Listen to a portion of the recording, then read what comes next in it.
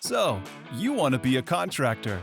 Ever wonder what it takes to become a contractor? The journey they go on to get where they are now, or the crazy things they see and hear on the job site?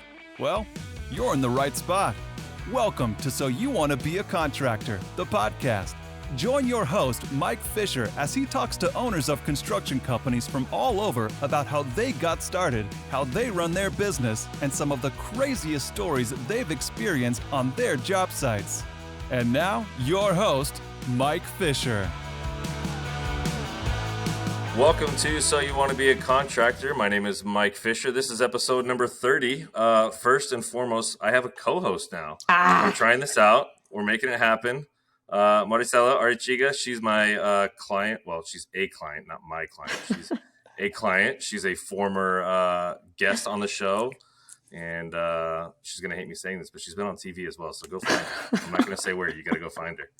So before we do introduce Alexia Cooper, who's our guest, I want Maricela to tell us a little bit about hers, since this is her first time. Yeah, so I did want to become a contractor, and I did become a contractor. So I think it's totally appropriate that Mike and I team up to host this podcast. I'm absolutely bumming a ride off of Mike. I love, as I've told you before, Mike, I love what you're doing for our industry, giving us a platform to share stories, be a resource.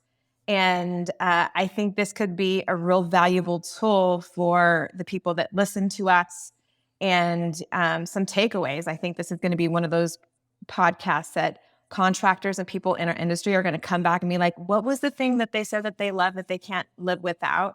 So, and plus I am a female contractor, and there are some stories to be told and some things to share. And I think perspective shifts in perspective that it's about time, right, Alexia?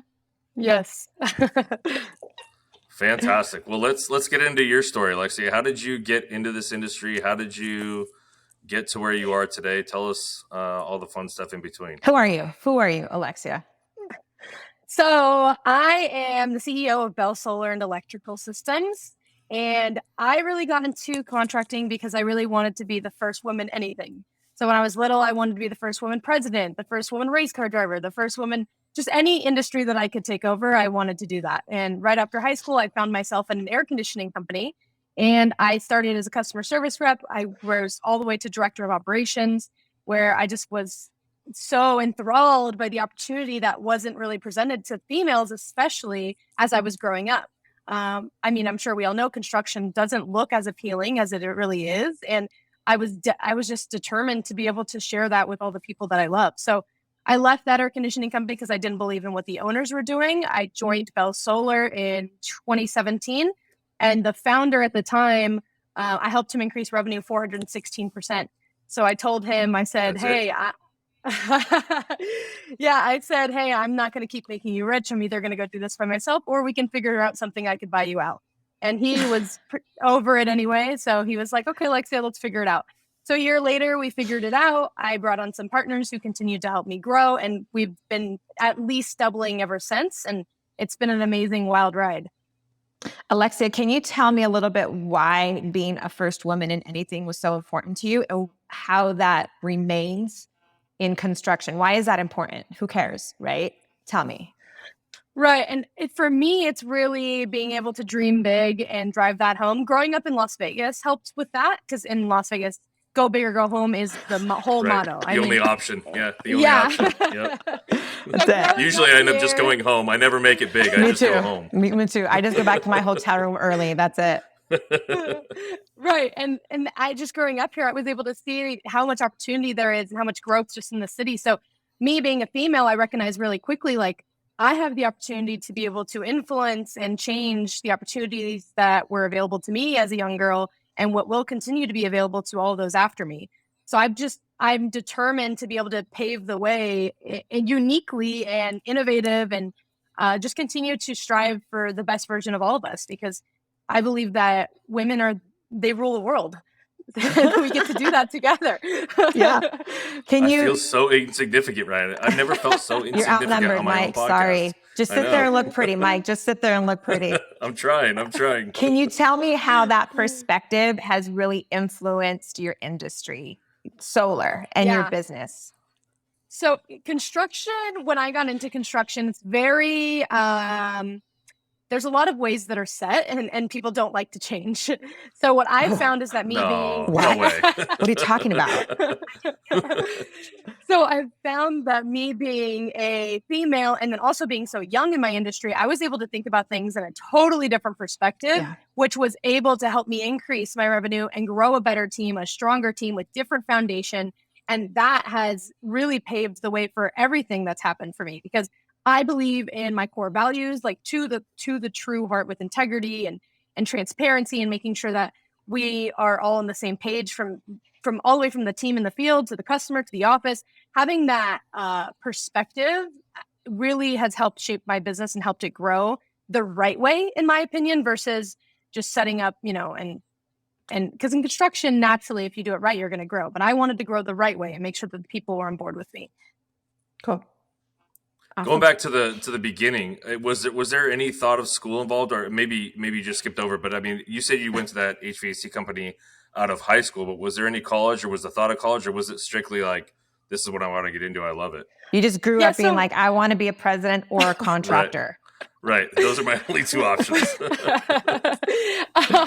No, college was really drilled into my head with my parents. So I did go to UNLV for 4 years with a bachelor's in public administration. But I'm very transparent with everybody. I think that college didn't do anything for me. Maybe it taught me time management for sure, because I was working at the same time. But none of the skills that I learned there has been applied to my daily life. I mean, I've learned everything on the job. I'm actually the C2 electrical contractor holder in my company. So I taught all of that myself through the field work, through the studying. And I'm just the biggest believer that the faster you learn in-house and doing the job is better, because in college, they're not going to teach me real life applications. I mean, of course, I learned the numbers behind things and I was able to use some of that. But at the end of the day, me getting down and dirty was the best way. Mm-hmm. Yeah, 100%. Yeah. No, and I love hearing that perspective too, because like you said, college was drilled in, and you did both, right? I mean, that's unique.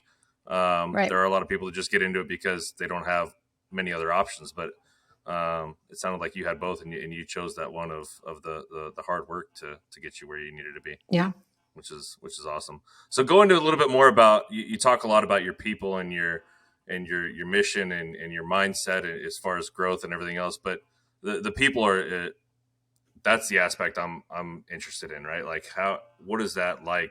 Obviously it's different growing up and being one of the people under the CEO, right? But now you're the CEO, responsible for these people's lives, responsible for, the money that they bring home, feeding their family, putting a roof over their head, all those kind of things. What does that look like as far as taking care of your people and that culture that you're creating? So I always, and me and my partners and all the leaders in my company are very aligned with putting our people first. So we have a very leadership style where anybody can go to anybody for help, whether it be personal, whether it be work.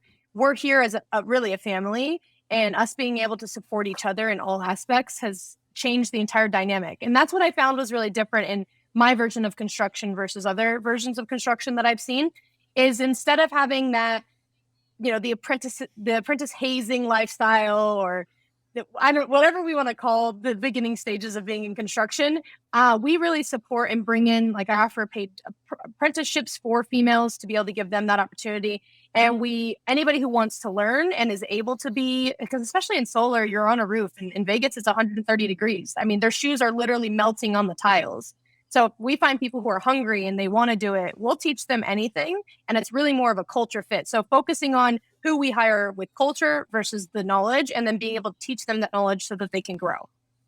If somebody's coming into your business, Alexia, we're talking about talent now, because these are your team. This is who you're selling, right? Outside of a product, it's your people. What is important in someone coming to work for you? Who do they have to be for you, for Bell? So values would be the transparency and the integrity would be the two biggest ones. Really just being a good person and understanding this is what's right. I stand up for what's right. And I believe in the company mission as well. We are all very aligned here. So anytime that I interview anybody, if it gets to that point, usually my team will be like, hey, Alexia, we like this person, and I'll support it.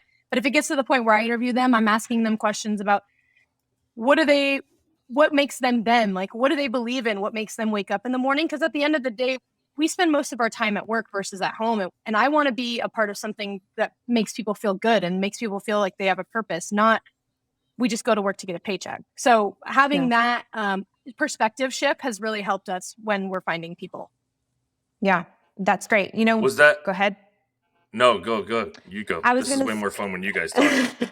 I was going to ask, like, how do you get somebody passionate about solar? Well, it's really that rewiring the world to build a sustainable future vision that we have. So sharing the vision and understanding that we're a small part in this huge movement that's across the entire world right now. And everything that we do impacts everyone else. So we also are a big partner with Give Power Foundation. So every install that we do, we donate to Give Power Foundation. And last year we reached our goal of $100,000 and we were able to install a solar system for a remote Nepal village health clinic. So people who've never seen power turn on, people who had brand new baby warmers, they had a brand new oxygen machine, they had a perfect facility, have been waiting for power for years. And because of how much corruption's out there, they weren't able to turn those things on. So it gives me chills talking about it. It makes me so emotional. But we were able to go to this village with our team of 11 and really rewire the world. We made a difference in the world together. And my entire team was a part of that. So being able to share that vision, share those videos, share those pictures and our stories, that's a huge part of it as well. Not only what we're doing here in the community, but also what we're doing across the world. Alexia, bravo. That's I was going to say, that literally just gave me that goosebumps. gave me awesome. chills. That's incredible. I think that, man, that speaks to so much to who you are as a leader and really the oxygen you're giving to your team. That's bravo. How did it was an amazing experience. I mean, obviously I think we'd ideally like to think that we all have that mindset that that's something we want to do or would want to do if we had the ability or the capability. But you guys actually did it. What were the steps in going through and getting to that point to being able to actually do that? And Alexia, take it in a way where you have some contractor out there listening to you who wants to have a social mission, but doesn't know how to do it. Mm-hmm. Really? I mean, they just do it. I just found a company that we are aligned with.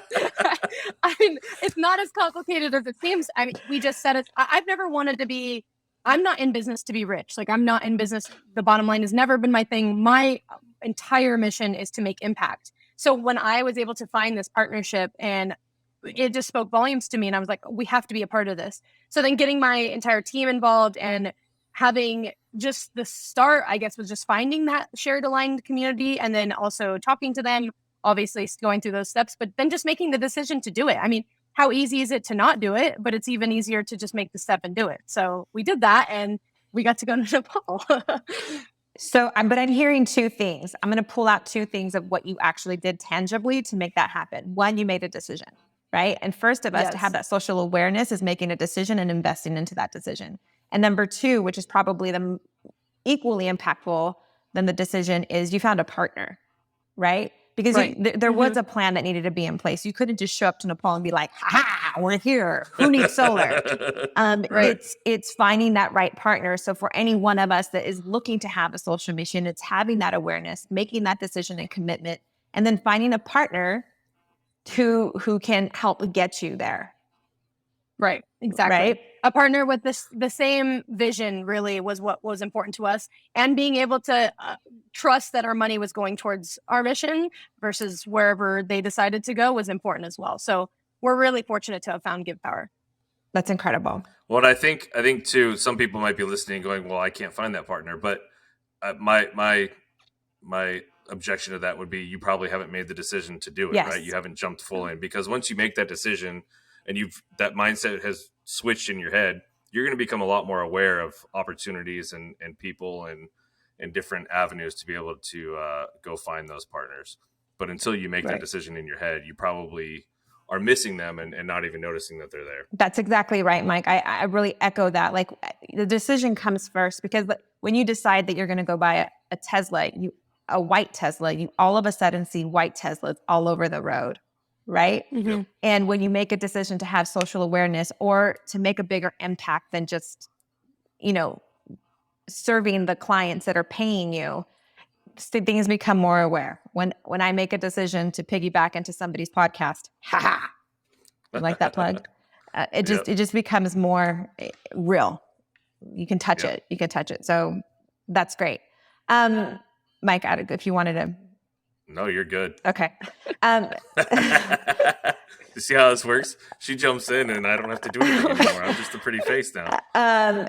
Look, running teams, managing clients, it's the lifeline of our existence, and a lot of it can be really good, especially when you have feel good things like a social mission and you get to serve in those ways and make impact in those ways. But tell us what makes your job really, really hard, and how do you learn from those difficulties? That's a great question. I would say it was 100% my idea to bring her on. I love it. Don't let her convince you otherwise. My job is definitely challenging with the diversity of problems I'm faced with. The day is never the same, but that's also what I love about it. I get to wake up every day and I mean, we all know in construction, there's bombs thrown from all different directions at whatever time. And then just figuring out finding the solution together is one of my favorite things, but also probably one of those things where I'm like, it's a Saturday. I don't really want to deal with this sometimes, but I get to make that choice to deal with that because I've chosen to be the leader of these people. And I really do think of them as my kids. Like I tell everybody, I'm like, I don't want kids because I have over 38 of them that rely on me every day. And the last thing I need is more of that. So really just making the choice. I would say sometimes the hardest part of my job is continuing to make that choice when sometimes I just want to crawl into my bed and cry. Yeah. I absolutely see you. But like, what is the thing that makes you crawl into bed, right? Is it a client issue? Is it a field issue? Is it that something? It's combination usually. Yeah. So most when they all hit at the same time.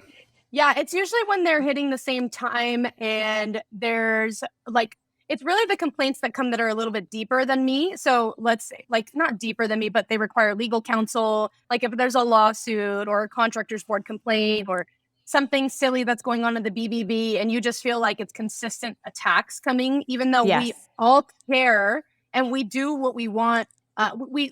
Everything we do is in the love and the best interest of the customer, but sadly, sometimes that's not always seen. So then when I feel those attacks to my integrity, where people are literally saying, your values are integrity, where is that showing up? And this is how you're not showing integrity. Yes. That is just being able to separate the personal part of it and understanding, well, this was our best interest. I apologize it didn't come out like that, but this is what I'm going to do to fix it. Yeah. Those things hurt in the beginning. And then obviously I get to change the perspective and move on. But it just hurts sometimes when people don't see the vision that's happening. Totally. Absolutely. Well, I think that's a reflection of the public mindset of contractors, right? Like it's almost like a less than situation. You're here to do a service at my need, my request. Yeah. I own you. And so, not necessarily in those terms. No, you're right, Mike. But there is that perspective of a lot of clients, enough clients. I won't say a lot. There's enough clients out there in the world that feel like, oh, I signed a contract. I gave you money. I own you. And so I will text you on a Sunday morning when you're with your family. It doesn't matter to me.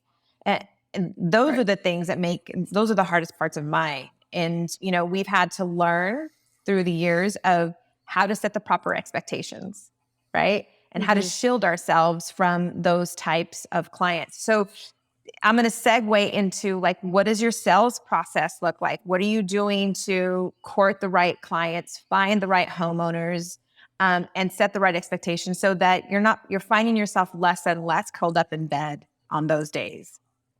I know what it is. It's Yelp. You get 100% of your business from Yelp, right? Those are all the good ones. No, really, I would say, so we have a very traditional form of lead generation right now because we're primarily residential solar installers. So we do a lot of call center. We have our own call center. We have our own door knockers. And then we have also some online lead generation as well. But once we get to the point, because there's a lot of stages before it even gets to the operations side. But once it gets to the operations side, we perform there's a verification call that happens and a welcome call from two separate people. So that's really our way to vet the customer, right? Do they understand the proper expectations? Do they understand how long this timeline is going to take? Do they understand that we're not promising you're not going to have an electric bill? Because if you decide to bump down your air conditioner to 70 degrees when you used to keep it at 78 because you have solar all of a sudden, what is that going to look like at the end of the day? So that is our process to making sure, just really setting the proper expectations, just like you said, because if we're on the same page, it's going to be easier for all of us when it comes, 6 months later, 7 months later, when that bill might pop up because there's some changes in your lifestyle that we might not have talked about. So that's really our biggest thing. And then going along the process and making sure that we continue to update and continue to remind the customer, because the solar process in Vegas, it's a while. There's about 19 steps, and it can take up to 6 months depending on if there's a main panel upgrade needed or whatever little things need to be added in. And just making sure that we properly communicate, and so that the customer doesn't feel in the dark, but also they have the opportunity to bow out gracefully before it becomes a bigger problem. Yeah. Alexia, I'm hearing communication, and I think that that's one of the things that really damages contractors' reputation is the lack thereof.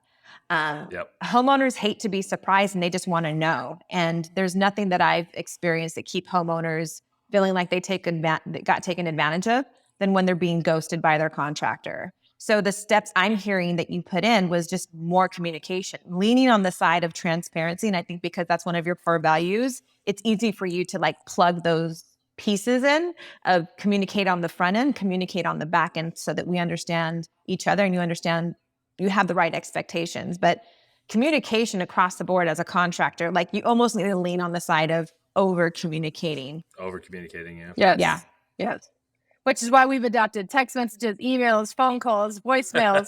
You're not getting away from us. I love that. Yeah. So I'm curious, was it always the workflow for you guys to control the sales and the install? And I don't know if it's maybe different in Nevada, but in California, a lot of the solar companies either sell or they install. There's very few that actually do both. There's a lot of just door knockers, phone callers, salespeople, and then they hire out somebody that does the install, and the install people don't want to work on, that marketing piece. So maybe it's different in Nevada, but was that always the setup for Bell Solar and Electric? Yeah. So before I was able to take over ownership, we had partnerships like that. And I recognized very quickly the drawbacks and why it didn't make sense when we weren't aligned on both sides. So I was really fortunate to find some amazing people who aligned on the sales side as well. And I offered them partnership opportunities because I wanted them to grow with me, and I wanted them to be invested together as a mission. And I wanted us to create impact together. So that was a huge shift. And I really know that comes from me, my age, and also being a female, looking at it differently and understanding that just because everyone else does it that way, I don't have to do it that way because I see the holes, and this is how we're going to choose to fix it together.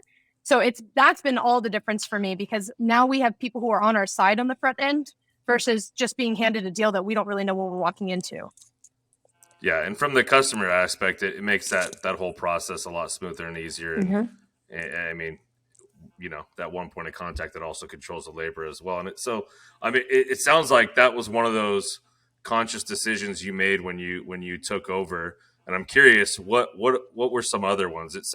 Obviously there were probably plenty, but going from that old regime to when you took over, what were some of those conscious decisions that you made to say, this is where I'm going to change, this is how I'm going to make an impact?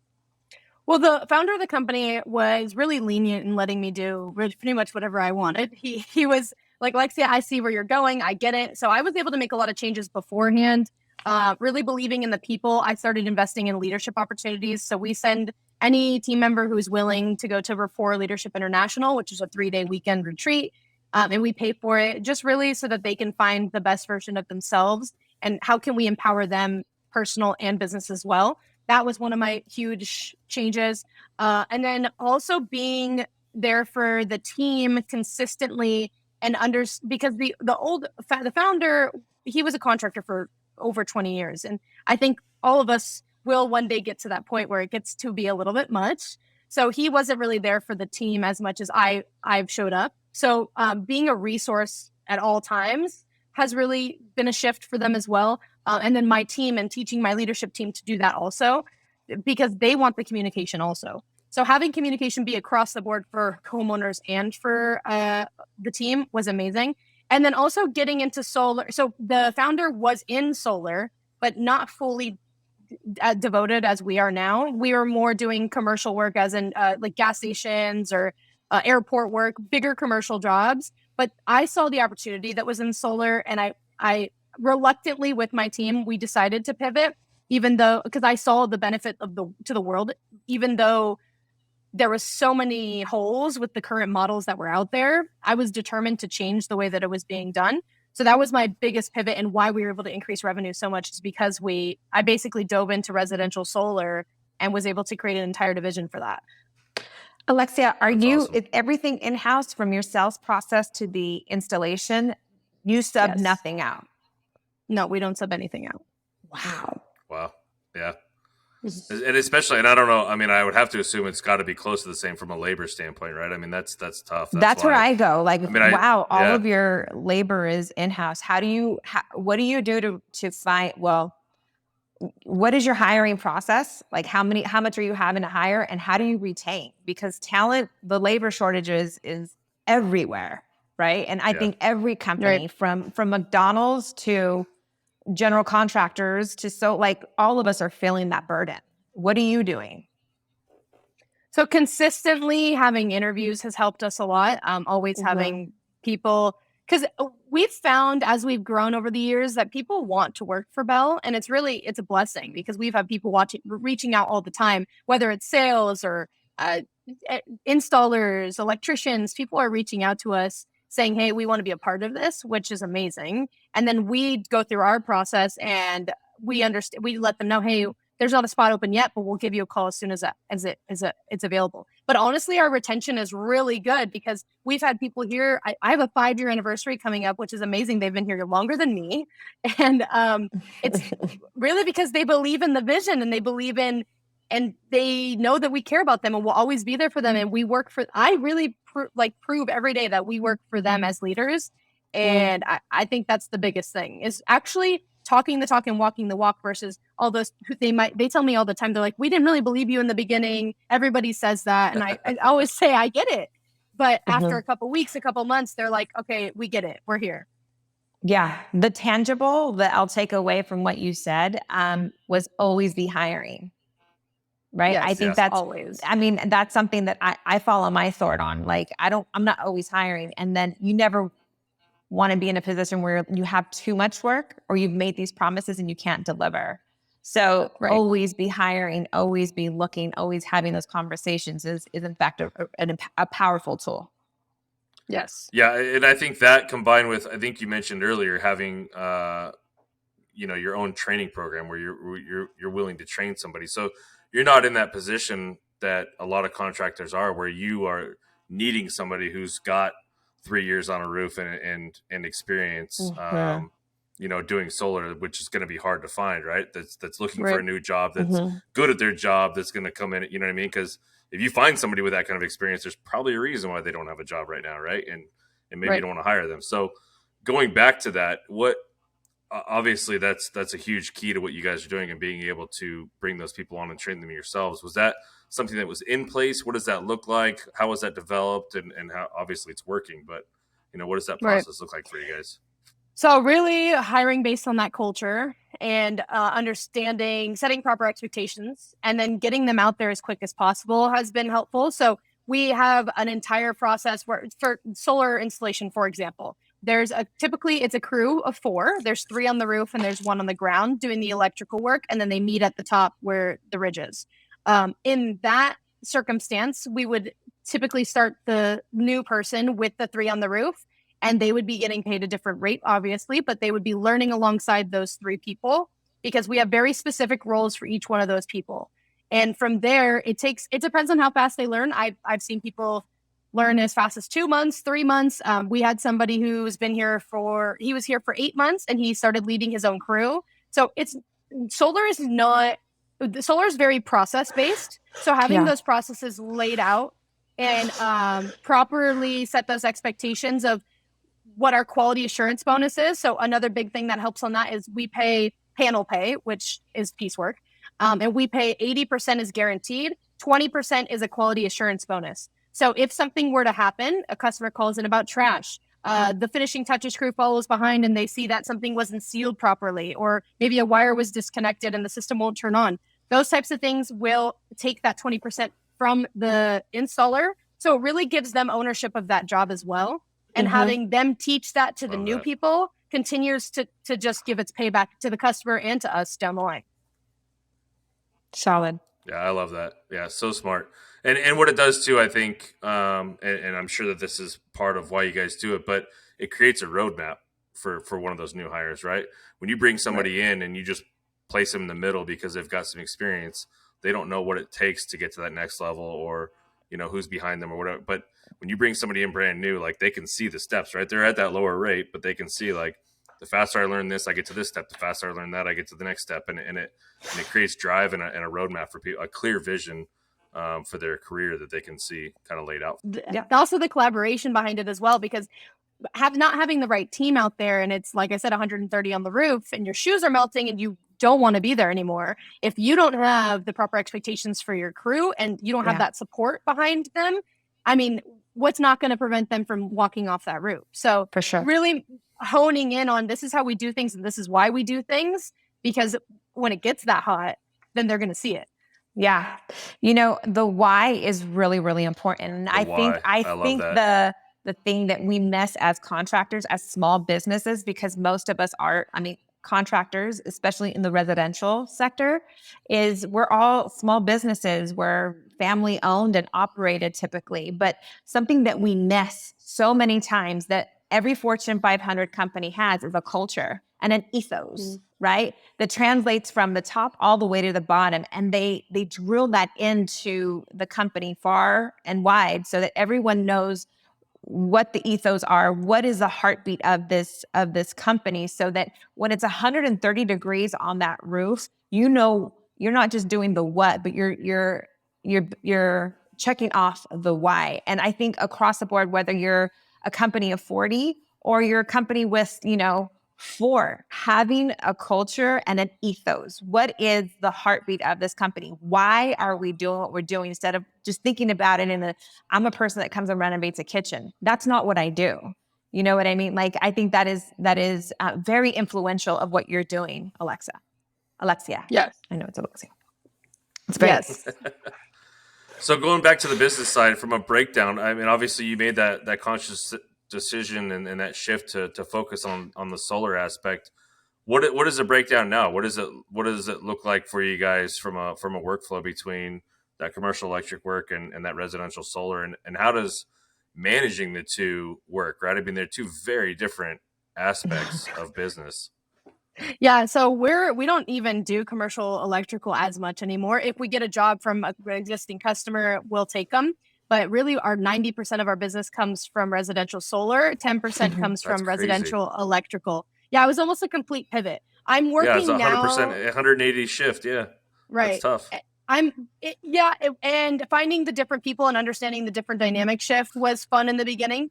But now I'm working on actually adding those back into the aspects. So rebuilding our commercial division. How can we implement commercial solar as well into that division? Because it's a totally different set of brains. So that's what we're working on, is expanding in the electrical side again and really taking back that market share that we kind of paused to grow in solar. Do you think that'll be easy for you? I don't think because you've been there. Yeah, I don't think it's I guess I don't mean easy, right? If it was easy, we'd all be millionaires. Yeah, no. But how tough do you think that's going to be to get back into that after kind of, I don't want to say ignoring it, but kind of just making that shift? Yeah. That pause. Well, so what I found is, for me, it's been more of a mindset shift that I cannot use the existing people who were doing that anymore for that, because they are so focused on solar now. Either I need to replace them in the solar side to have them have that opportunity to grow the other side, or find new people to grow that to the commercial side. And that to me is hard, because we've always worn so many hats, and being at the level of size that we're at now, I'm making that shift that we can't all wear all the hats anymore. No. So that's been the hardest part, to be honest. But once that shift is made and once we find the right people, I really don't think that the pivot's going to be hard, because we're going to have like I said, the brains that are going to do that are going to fit perfectly into place. And I mean, we've done it before. I know how to run commercial jobs. I know how to do that side of things. So it's really just the mind shit of, hey, I can't do everything anymore. Yeah. Right. Well, it sounds like you're not forcing either, right? Like you're waiting until you find the right people. You're not just.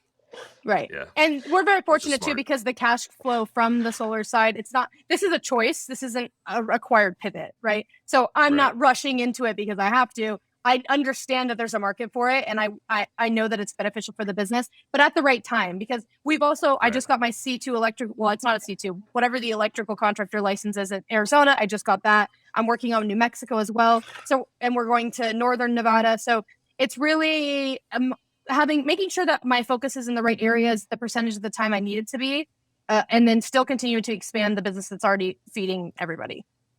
So everyone's bought into solar. Like there was a period of time at the very beginning of solar, and for, the first skeptical. decade yet, like, what is this? Why do I need these big old panels on my roof? Like the sales of solar, really, it's done. We're all convinced it is the future. It is what we're doing. It is what we should be doing. In a certain point, we need to do it. We will be doing it. I mean, in California, Mike, you heard the legislation that passed yesterday, 2035, there are no more gas vehicles that will be sold on car lots. Like, wow. we're going battery operated, right? But what are the challenges? I mean, that's a huge pipeline of cells that are going to be flooded into your industry. But what are some of the challenges that you foresee coming into solar? Because there's so much opportunity. We could talk about that for a long time. Right. So really, it's been, for me, not everybody is as convinced because of the bad apples that have been in the industry. So it's still the wild, wild west out here. There's no regulation, and not as much as I think there should be. And with those separate sales teams that are separate from the installer and the promises that are being broken in that chain of command, these sales teams will go and they'll travel to other different states who don't have an installer backing them. They'll give it to anybody, anyone who will take their deals. And there's a lack of consistency, and there's a lack of upholding the expectations, and people are just slamming it together because the opportunity is there. So I think there's actually a huge disconnect. And really what we focus on is building that trust again and explaining to people, because the biggest thing in our industry is those customers who get undersold or undereducated, and they will have an electric bill on top of their loan payment. So nobody is expecting those double bills. So when they're paying $120 in electricity and they're still paying that $250, $300 solar payment, whatever it is, that's hurtful, because they'll talk and then everybody assumes that's what's happening. So how we focus on building that trust, and that's been our biggest hurdle, is retraining and re-educating the population that it is beneficial, and that some solar is better than no solar. And how can we continue to prove the benefit of that? Because at the end of the day, you're owning your own electricity. We're not all married to whatever electrical partner is out there. And just the education part behind it is what we're focusing on. Yeah. Got it. Sounds like residential construction. Yeah, right. I mean, residential construction has been around for, years and years and years, and it still feels like the wild, wild west in some sorts. So, yeah. So going to that education of the customer standpoint, I mean, how are you? I mean, obviously, once you get them in front of you and or on the phone or email, whatever it is, and you've got them, it's probably pretty easy for you guys, or at least to go through your pitch, or at that education point. But from an outreach standpoint, is there anything you guys are doing, social media, YouTube, video, anything like that, to kind of position yourself as somebody doing it the right way and putting yourself a little bit higher than some of the others? So on our social media channels, we post customer testimonials a lot. We post team member testimonials a lot, just to show the face behind what's happening and real life applications of what's been going on. Our reviews are amazing. We really hone in on making sure that it's out there, that it's possible. You can have a $13 electric bill and your solar loan payment and have that for the entire year, as long as it's done correctly. So for us, it's about putting that out there, blog posts, continuing to put that out there, and then using that as a resource for our customers, existing or new, so that they continue to share that with who they know.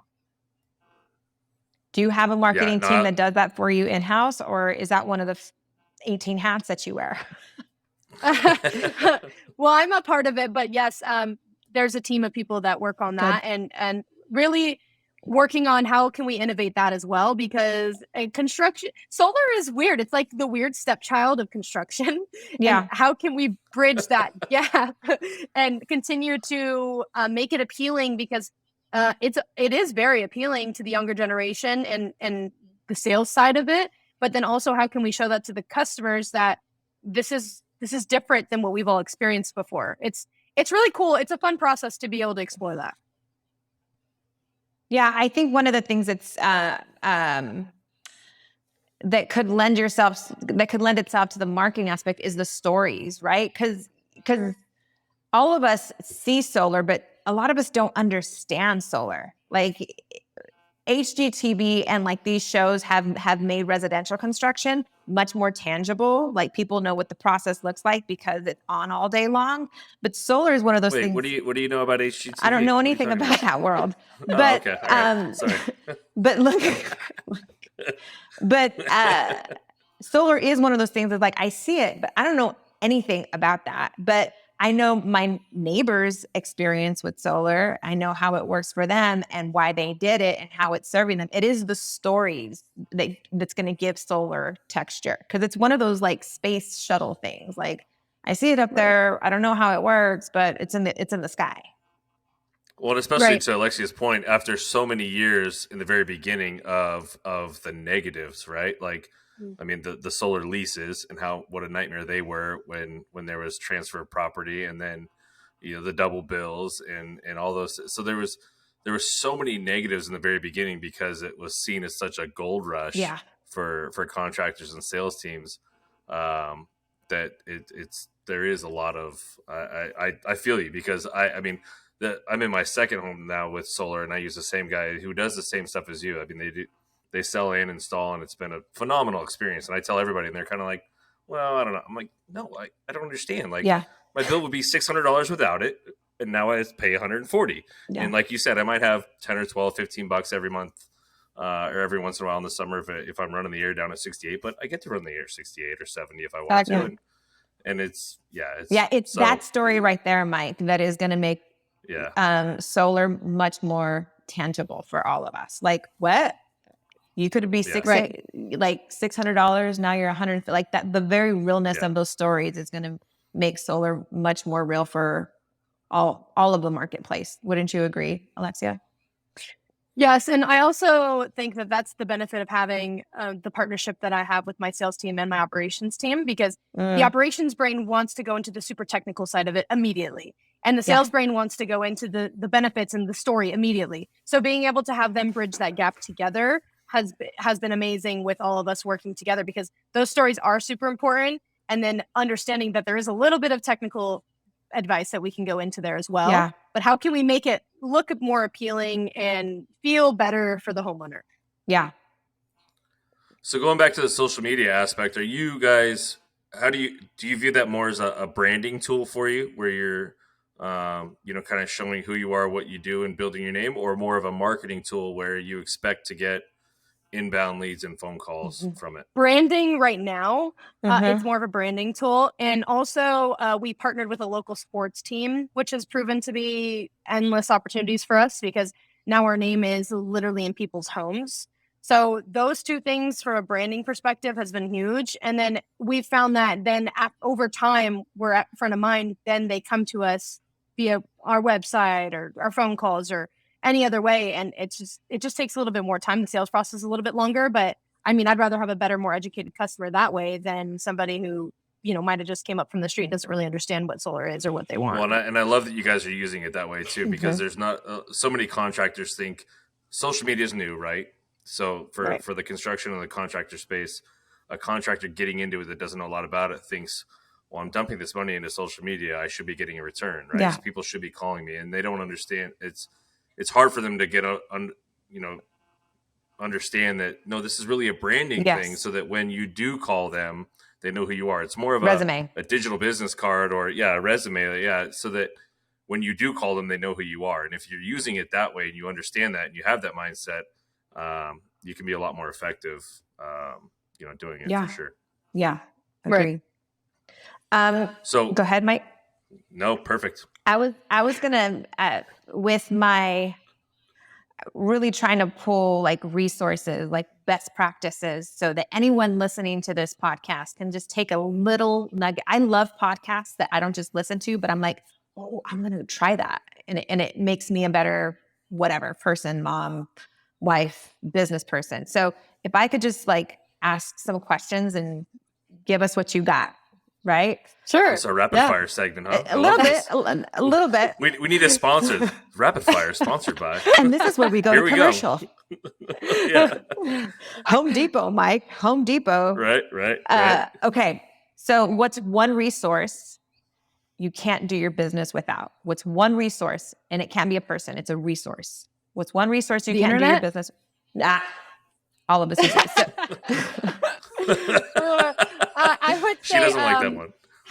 HubSpot. HubSpot is our CRM, and all the data in the world that I have gathered has landed in one place, and I can pull really specific reports, and I can tell you the ins and outs of who's buying, when they're buying, why they're buying, and that has been valuable because it's linked up to our website. Yeah, it's linked up to all of the things in one place. And really, it's just we're getting so much information now that we're able to actually hone in on it and use it. It's making all of our marketing spend lower because we can tap into that now. HubSpot. Yes. Data is king. And I love that comes from the youthful part, right? I mean, yes. I'm going to probably put my foot in my mouth here, but like, I can't imagine that there are too many 55, 60, 65-year-old contractors that have had their business forever that are using HubSpot. For sure. Right? And actually valuing that data. And that, I think that comes from the youthful mindset, which obviously is successful. Yeah, listen, HubSpot, if you want to call us and be a sponsor of ours, we're listening.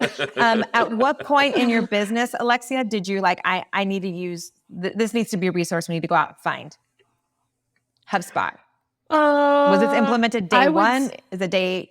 No, I've been through the ringer with CRMs. So I knew immediately that I needed to get off of paper when I first joined with the founder. And I was going to say, step one is a CRM, right? It doesn't even need to be HubSpot. Let's backtrack and just go that CRM in general is probably your step one. Yes. Right. Exactly. And I went through like Smartsheet. I went through a bunch of different other hubs that just weren't able to pull the data that I needed. So then my a marketing team that I worked with brought that idea to me, and I was like, okay, cool, let's run it. And always being open to the idea as well has helped me a lot, because whenever people bring me new opportunity, instead of me automatically being like, no, I've done this the whole time and it's working, I always ask myself, how can this make it better? And that has helped, and that's why I implemented HubSpot. Love it. Second question. Yeah. What's a book or a podcast, the last book or podcast that you recently read that was resourceful that you would recommend? I love reading. I read all the time. I would say my biggest one right now, I'm reading The Talent Code, which is really cool because it focuses on like focused work. So when I'm getting pulled in so many different directions all day, understanding as long as I can get those 2 to 3 hours of focused work, that's going to, outbeat me drowning 13, 14 hours a day, going home, still working. Like if I can get those couple hours in, it'll outperform myself. That one. And then Will Smith's book, Will, that just came out. I love reading about personal experiences of people who've gone through the ringer and who've been able to make it up on top and who also see the big vision. Because me reminding myself when I get into those moments where I'm like, why do I do this to myself? And being able to remember like, hey, we have a big dream and I want to change the world. And here's other people who have changed the world and this is how they did it. Really helps me kind of re-energize myself. So I love his book. Awesome. Perfect. Third question, Mike. Sorry, I'm just. I know. I love this segment. This is amazing. This is great. Best advice someone has given you that you still draw from. That changes all the time. I have many mentors that I've been able to rely on in my life, but I would say my biggest one is try. Like the Yoda saying, do or do not, there is no try. So I've used that, and it's something that's really taught big within our company is that if you're going to bring a try, there better be a failure or a success behind that, because there's no try. So that I use every day, and being able to eliminate that, because you can eliminate that word from your vocabulary, has been able, so then I can step out there and be like, I am doing this. This is how I'm doing it, versus me saying, oh, well, I'll try to make it on Friday night. Like, no, I'll be there, or I'm not going to be there Friday night. And that is something that I use every day. Let's make sure that anyone. I love that example. Yeah, because I have friends that are like, oh, maybe, and then we've got some that are like yes or no, and it doesn't matter if it's no. At least we know. It's exactly right. The advice is do or do not. Is that right? Do or do not. There is no try. Right. And if you think about it in business, same thing with contracting, right? So I'm not going to tell my customer, hey, I'm going to try to do this. I'm going to say do or do not, because at the end of the day, it's better for me to be upfront and communicative that I can't do this, versus me stumbling along the way and then failing instead of just being out flat with no. Money.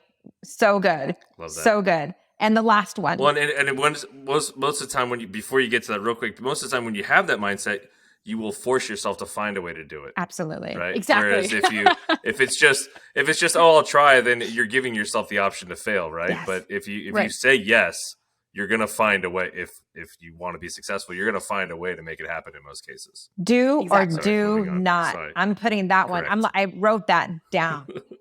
I wrote that down. So good. So if it helped no one else, it helped me. So thank you. The last one I have is you run a business, you're a CEO, but that's not all of who you are. A lot of people draw from your leadership, but who you are at home and how you build yourself and the habits that you have, so that you come into this every day with the vision that you have. What is a habit that you do mostly every day so that it's all yours? So I start my day at 2:50 in the morning. What? And I get to the gym. Yeah. Nope.com. Nope.com. I'm good. Nope. What? Yeah. Pick a different one, because you make us feel terrible. Let's pick a different one. I'm just kidding. Well, it's because that's the only moment in the morning that I can get to myself. So I start at 2:50. I get to the gym by 3:30, and I do 30 minutes of cardio, and then I do an hour with my trainer. And then I get home and get ready and start my day. So for me, being able to start that early has been, I get to work. I'm moving before the world wakes up. So it helps my brain just establish, like, here's my baseline. Before. Yeah, well like a before lot, like 4 hours. Right. Well, my team starts at 5:30, so it's really not that big of a difference. Okay. But yeah, it's that has been my habit that I've developed since September of last year that I continue to hone in on, and it's changed my world.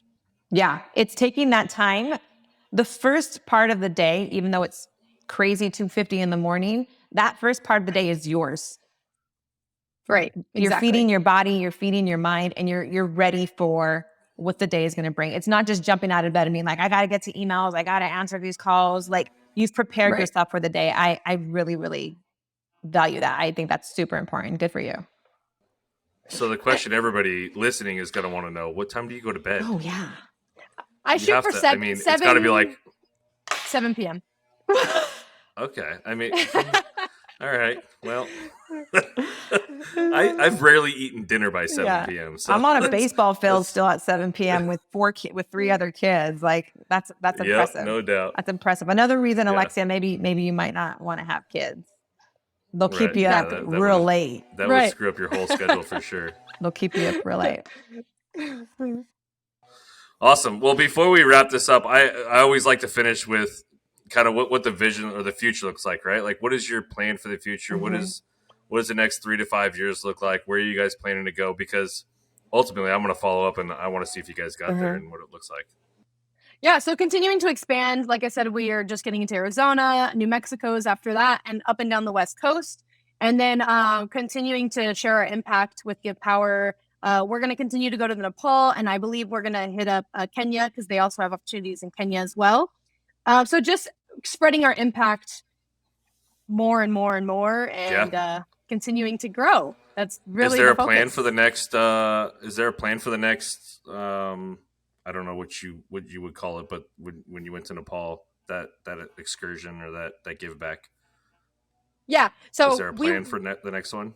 Yeah, we want to do, this one was a remote village, but it wasn't as remote as the one I want to do next. So it took us 2 plane rides and 6 hours of a Jeep driving on the Go world's big or most go dangerous home, right? roads. Do or do not. Right. So this trip, the last trip we just went on was 7 days, and the next one I want to go on is going to be 11 days, and it's going to require us to actually trek in. So we're going to be hiking panels and wire and all the good stuff into the remote village. That's the next plan, is going deeper and in places where cars can't even reach and providing them power. Are you So documenting you know you this? have to. I was going to say, you know, you have to record Yeah. that, right? I mean, that's Yeah. literally a Netflix documentary. You that need to will blow up. document it. Take a production company with you. 100%. Like, get some guy that's just doing it. Record. It's fascinating. Yeah, I have they helped us with a video from last Trek, so I'll email that over so you can see it. Cool. I wonder if anyone in this group would know any sort of production companies or somebody that she could get a hold of. I'll send you my people. Don't worry. No, that sounds awesome. I would pay to see that. Yeah. That would be Super awesome. cool. Super cool. 100%. Congratulations, Alexia. Keep going. Thank you. And that Yeah. fearlessness that you have for the industry that you're serving, and repping all the women out there, like, keep going. Like, I will be following you and paying attention. Thank you so much. I appreciate it. This has been awesome, Alexia. I appreciate the time. Maricela, awesome having you for the first time. I'm not sure if you're going to get brought back, though. I don't know if it was good enough, but we will. I'll wait for your we'll talk eval. off I'll air, wait for I your guess. evaluation. No, this has been absolutely amazing. Love it. Appreciate everyone's time. And as she said, I will be following along as well, and know that there will be big things for you guys in the future. So thank you so much. Yeah, thank you. Thank you for having me. It was great talk. I appreciate it. Not a problem. Well, stay safe out there, and we'll keep in touch in the future. Thanks, Alexia. Do or do not. Hey, thanks for listening. If you had a good time, be sure to hit that subscribe button to get all the latest episodes. And if you had a really good time, leave a review to let us know what you thought. Until then, go gather some crazy stories on your job sites, and we'll see you next time on So, You Want to Be a Contractor.